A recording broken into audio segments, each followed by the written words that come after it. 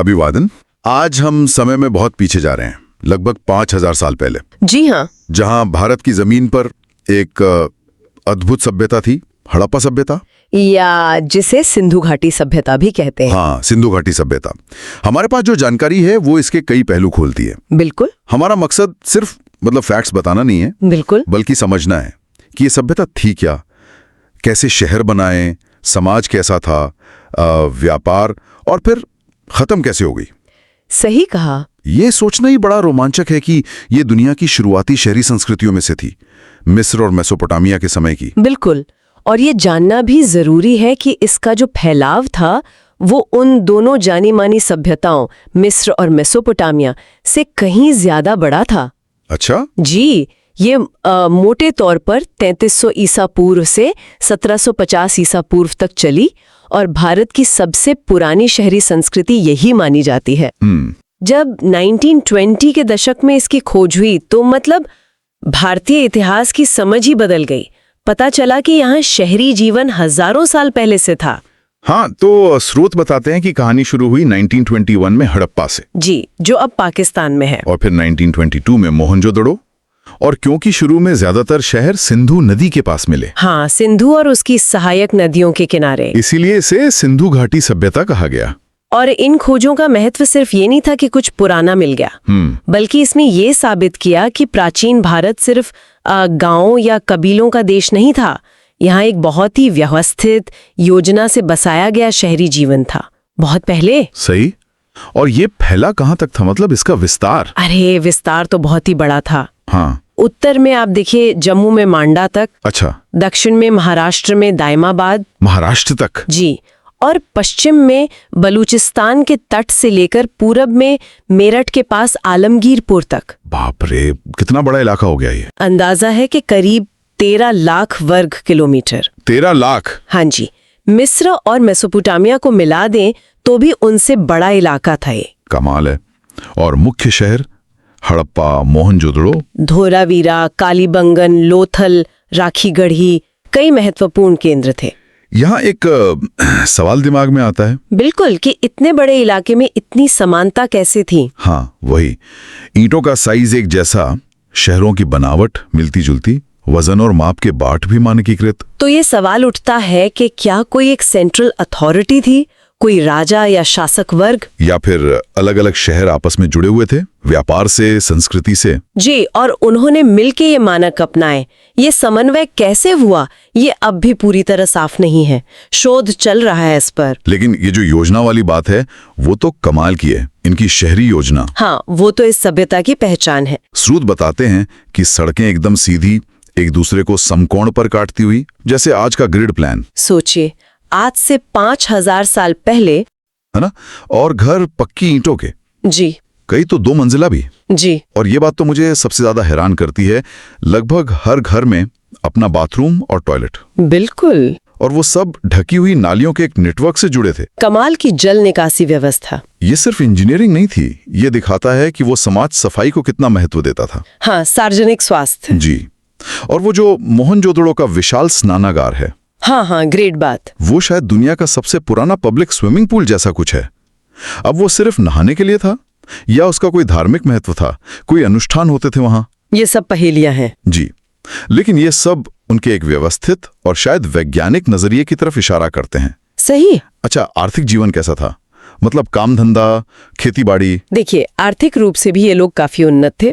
खेती में गेहूं, जौ, सरसों, तिल, खजूर उगाते थे।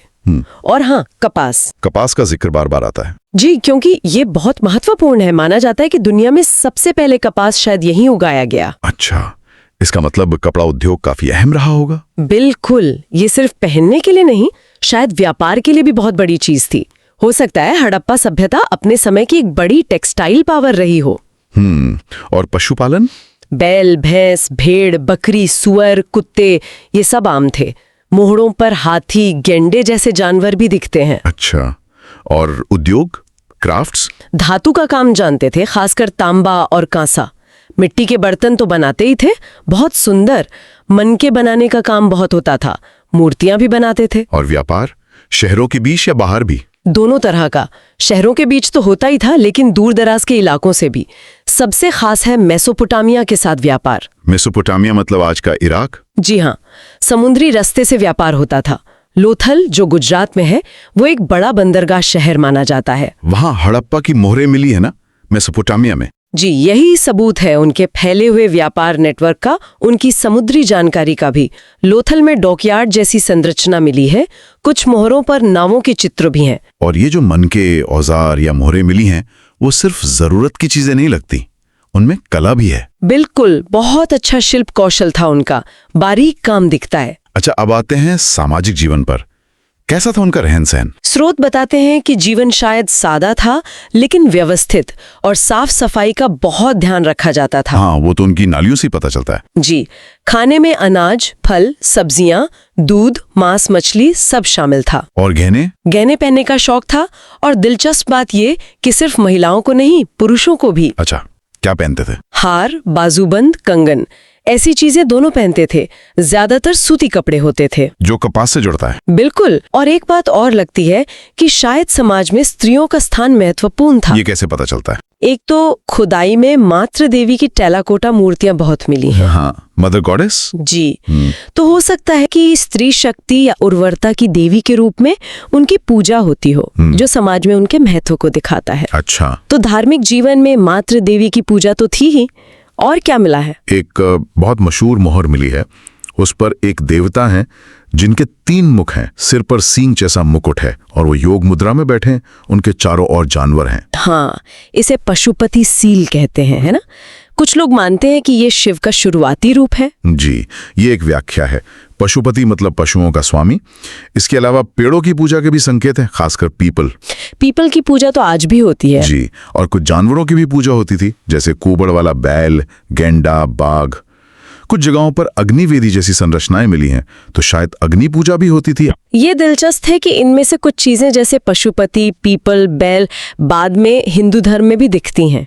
हाँ, लिपि सबसे बड़ा रहस्य। जी, तो हम सीधे तौर पर कुछ कह नहीं सकते, ये बस समानताएं हैं जो सोचने पर मजबूर करती हैं। तो उनकी अपनी लिपि थी, लिखने का तरीका? हाँ, उनकी अपनी एक लेखन प्रणाली थी जिसे हम चित्रलिपि कहते हैं।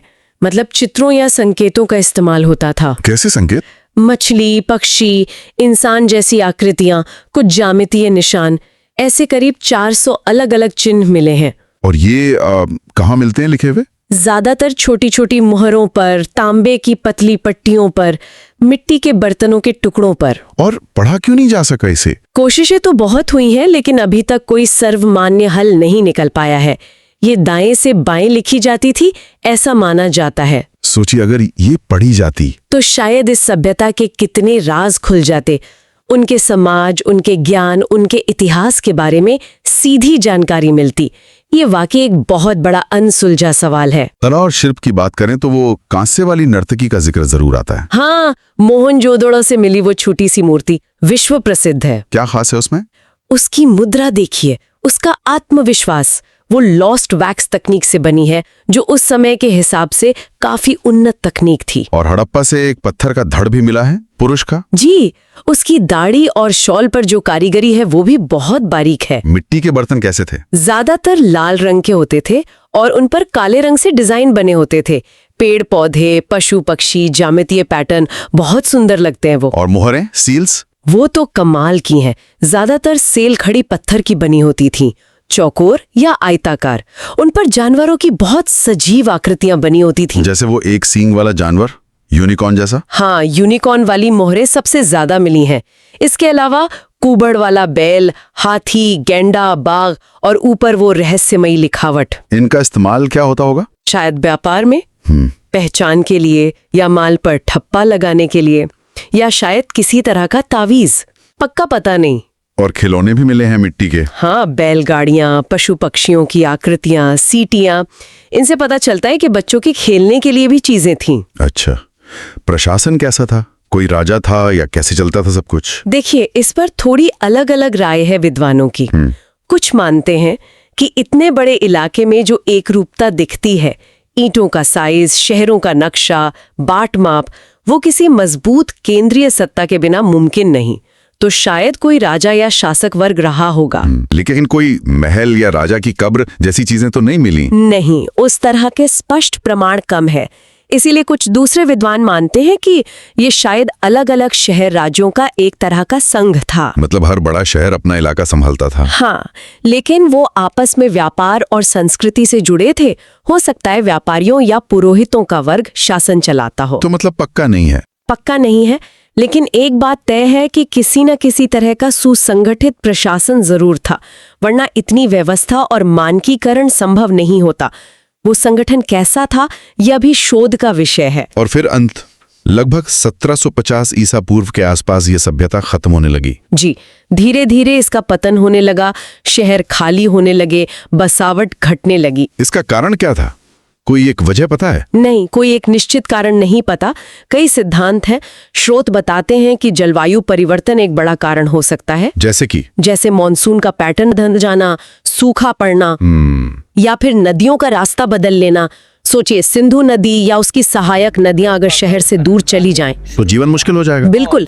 या फिर बार बार बाढ़ आना, ये भी एक कारण हो सकता है। और कोई कारण? कुछ लोग मानते हैं कि शायद अंदरूनी झगड़े बढ़ गए हो, या संसाधनों की कमी हो गई हो, व्यापार में गिरावट आई हो। और वो आर्यों के आक्रमण वाली बात, उसका क्या? हाँ, वो एक पुराना सिद्धांत है जिसका जिक्र कुछ स्रोतों में मिलता है, लेकिन स्रोत ये भी साफ करते हैं कि ये सिद्धांत अब ज्यादातर विशेषज्ञ नहीं मानते। क्यों? क्योंकि इसके पुरातात्विक प्रमाण बहुत कमजोर हैं और ये काफी विवादास्पद भी रहा है। तो आजकल ज्यादा जोर किस पर है? आजकल ज्यादातर विद्वान मानते हैं कि शायद कई कारणों का मिलाजुला असर रहा होगा, जिसमें पर्यावरण में बदलाव जैसे नदियों का सूखना या रास्ता बदलना और जलवायु परिवर्तन, ये ज्यादा महत्वपूर्ण कारक लगते हैं। और ये अचानक नहीं हुआ? नहीं, ऐसा लगता है कि एक धीमी प्रक्रिया थी।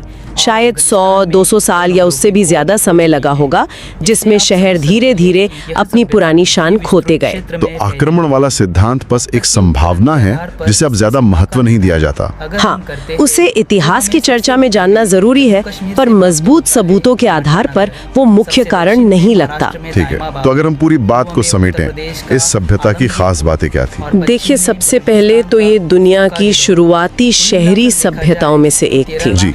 इसने नगर नियोजन और साफ सफाई, खासकर जल निकासी में कमाल का काम किया। हाँ, वो तो है। उनके पास अपनी एक लिपि थी, भले ही हम उसे पढ़ ना पाए हों। जी। वो कला और शिल्प में बहुत माहिर थे और उनका व्यापार दूर दूर तक फैला हुआ था। स्रोत कहते हैं कि ये भारतीय इतिहास का एक सुनहरा अध्याय है। बिल्कुल, जिसने भविष्य के भारत के लिए शहरी जीवन, कला और संगठन की एक मजबूत नींव रखी। और इसकी विरासत सिर्फ इमारतों या म्यूजियम की चीजों में नहीं है। नहीं, बिल्कुल नहीं। इसने ये दिखाया कि प्राचीन भारत सिर्फ अध्यात्म में ही आगे नहीं था, बल्कि विज्ञान, तकनीक, इंजीनियरिंग और सामाजिक संगठन में भी बहुत उन्नत था। और भले ही ये शहर खत्म हो गए, लेकिन हो सकता है कि इनका ज्ञान, इनकी तकनीक, इनकी कुछ परंपराएं वो बाद की भारतीय संस्कृतियों में किसी न किसी रूप में जिंदा रहीं। तो एक तरह से ये खत्म होकर भी पूरी तरह खत्म नहीं हुई। शायद ये एक एंड था, पर एक नए दौर की शुरुआत हुई। तो ये थी हमारी हड़प्पा सभ्यता की दुनिया में एक यात्रा, उन शानदार शहरों से लेकर उनके रहस्यमय लिपि और उनके धीरे धीरे ओझल होने तक की कहानी। जी, हमने देखा कि कैसे हजारों साल पहले एक समाज ने अद्भुत योजना, कला और व्यवस्था दिखाई। और चलते चलते एक विचार जो मन में रह जाता है, वो लिपि। हाँ, वो अनपढ़ी लिपि। सोचिए अगर कल कोई उसे पढ़ ले, तो इतिहास के कितने नए पन्ने खुलेंगे। हम उन लोगों की आवाज सुन पाएंगे सीधे। सही कहा। ये याद दिलाता है कि इतिहास में खोजने के लिए और समझने के लिए हमेशा बहुत कुछ बाकी रहता है। बिल्कुल, अतीत को जानने की हमारी कोशिशें कभी खत्म नहीं होनी चाहिए। इसी विचार के साथ आज की ये चर्चा यहीं समाप्त करते हैं।